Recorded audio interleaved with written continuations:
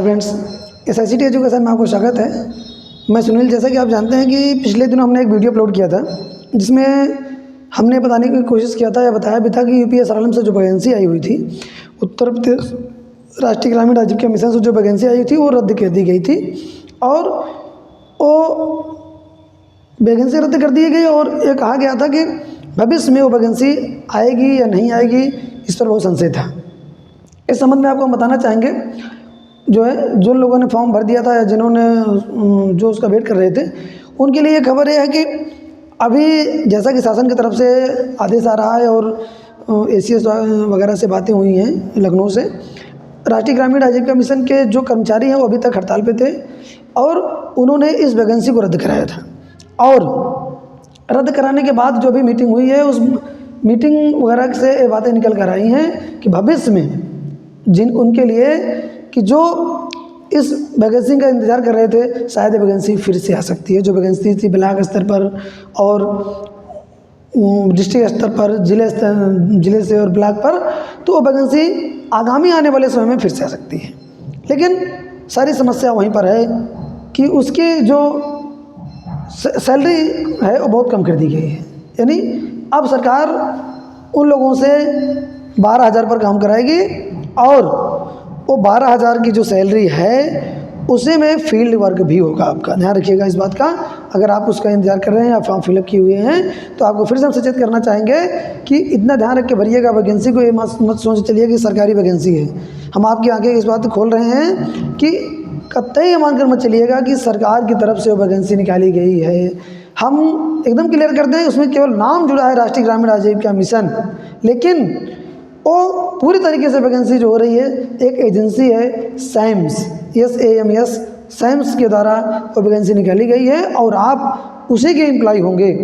यानी कहने का मतलब जैसे दुकान पर बनिए कि दुकान पर आप काम करते हैं, वैसे समझिए उसको। यानी कहने का मतलब आप कभी भी निकाले जा सकते हैं, किसी भी समय निकाले जा सकते हैं, उसमें कोई भी आप हस्तक्षेप नहीं कर पाएंगे। बॉन्ड भरा लिया जाता है आपसे, क्योंकि आपने देखा होगा कि राष्ट्रीय ग्रामीण आजीविका मिशन से जुड़े हुए जो कर्मचारी अभी हड़ताल कर रहे हैं वो इसीलिए हड़ताल कर रहे हैं। क्यों?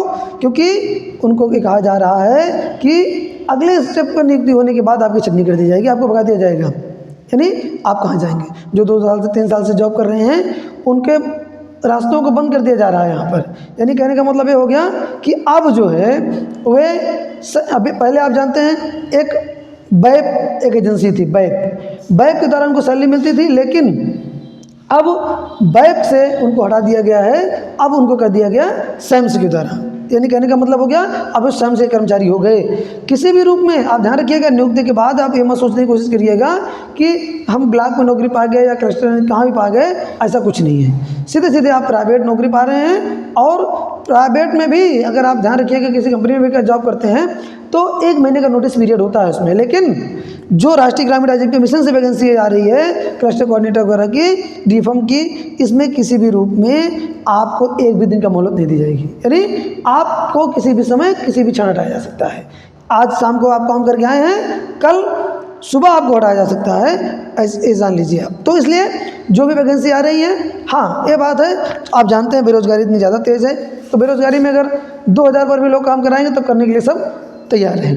लेकिन फिर भी अगर आपके पास अगर उससे बेटर अपॉर्चुनिटी आती है,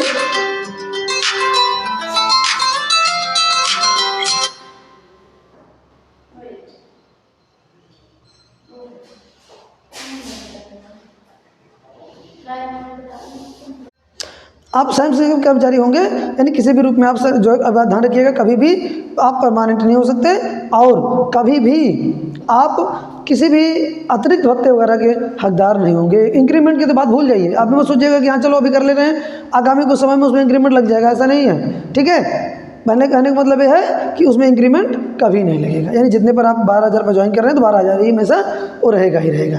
तो इसलिए थोड़ा सा सोच समझ के अगर आपके पास बेचर अच्छी कहीं आपको अपॉर्चुनिटी मिल रही है तो वहाँ ज्वाइन करने की कोशिश करिए। अगर अच्छी सैलरी है, अच्छी अपॉर्चुनिटी है तो वहाँ ज्वाइन करने की कोशिश करिएगा। इस झांसे मत फंसिएगा कि चलो वहाँ पर सरकारी वैकेंसी निकली हुई है उसको कर लेते हैं। नहीं, जो रियलिटी थी वो हमने आपको बता दिया, बाकी आपके ऊपर है, जैसा आप खुद समझदार हैं। क्योंकि हम इससे कहीं ना कहीं जो है ये सब जानकारियाँ होने के कारण आपको हम ये चीज़ें बहुत बारीकी से बता रहे हैं, शायद इस चीज़ों को आप समझ पा रहे होंगे। तो आशा है कि ये चीज़ें आप समझ गए होंगे और भविष्य में जब कभी वैकेंसी आती है तो इस पर उसी हिसाब से विचार करेंगे जिस तरीके से हमने बताया है। अगर बेटर अपॉर्चुनिटी मिलती है आपको तो उसमें ज़रूर स्विच करिएगा, क्योंकि इसमें कोई ना तो लाइफ है ना तो जो है, बस इतना समझ के रखिए आप कि अपना समय बर्बाद करने आप वहाँ पहुँचेंगे, उसके अलावा कुछ नहीं। तो आप इस चीज़ को पर गौर करते हुए करिएगा और हो सके तो सर्च भी करिएगा, तभी आगे जो है इसमें फॉर्म फिलअप करिएगा और अपने जो है करियर को बर्बाद होने से बचा सकते हैं आप। क्योंकि आप जान लीजिएगा आपको पूरा टाइम देना पड़ेगा, इस बात विशेष ध्यान रखिएगा। कहीं ऐसा नहीं होगा कि आपको टाइम नहीं देना पड़ेगा, टाइम देना पड़ेगा आपको। फील्ड की जॉब है, बाइक लेकर दौड़ना भी पड़ेगा। इस महंगाई के ज़माने में आप ये समझ लीजिए कि कम से कम 5,000 से ज़्यादा रुपए का, अगर वो भी तब जब नज़दीक में घर होगा आपका तब। अगर कहीं दूसरी जगह से आके आप रह रहे हैं तो आप समझ सकते हैं कि उतना रुपये तो आपको रहने खाने और पेट्रोल में चला जाएगा, तो बचाएंगे कहाँ से फिर आप। ठीक है, तो इसलिए ये सब चीज़ें हमने जो आपको बताने की कोशिश किया UPSRM से वैकेंसी के बारे में। आशा है आपको जरूर पसंद आई होगी वीडियो। अगर पसंद आती है तो लाइक, सब्सक्राइब, शेयर जरूर करें, क्योंकि इस पर अच्छी वीडियो बनाने की कोशिश किया हमने। बहुत बहुत धन्यवाद।